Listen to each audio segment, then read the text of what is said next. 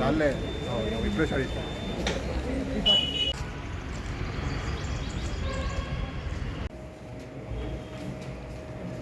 Mypal madam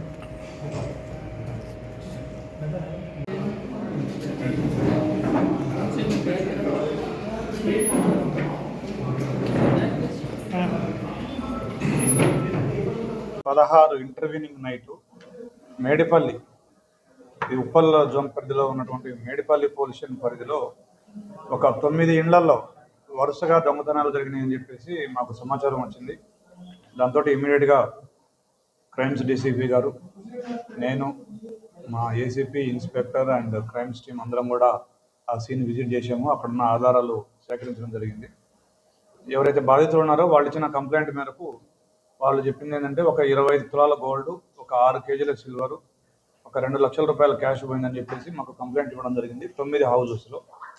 దాంతో వరుసగా దొంగతనాలు జరగడంతో ఈ కేసుని ఛాలెంజ్గా తీసుకొని మా సిపి గారి ఆదేశాల మేరకు law and order and crime సంబంధించి టీమ్స్ ఏర్పాటు చేసి అన్ని రకాల ఆధారాలని పరిశీలించి, సాంకేతిక ఆధారాలు అన్నిటిని కూడా పరిశీలించి ఒక 4 అక్యూజ్డ్, అంటే ఇందులో 3 దొంగతనం చేసినారు. మనకు సీసీటీవీ ఫుటేజ్లో కూడా 3 దొంగతనం చేసినట్టుగా వచ్చింది.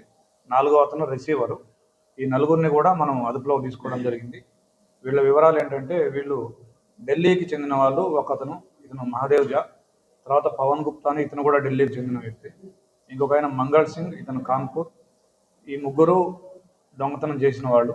4వ వ్యక్తి శ్రీరామ్ బీరేంద్ర అని చెప్పేసి, ఈయన కూడా బీహార్కి చెందిన వ్యక్తి, ఇతను రిసీవ్ చేసుకున్నాడు.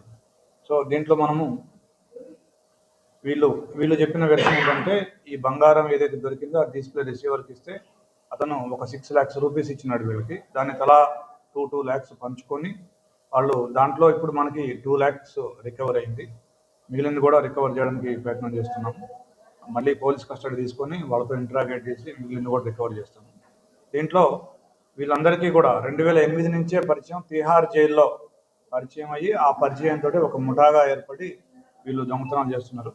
వీళ్ళలో A1 మీద 16 కేసులు ఉన్నాయి. A1 అంటే మహాదేవ్జా, A2 పవన్ గుప్తా మీద 15 కేసులు ఉన్నాయి. A3 మంగళ్ సింగ్ మీద 9 కేసులు ఉన్నాయి.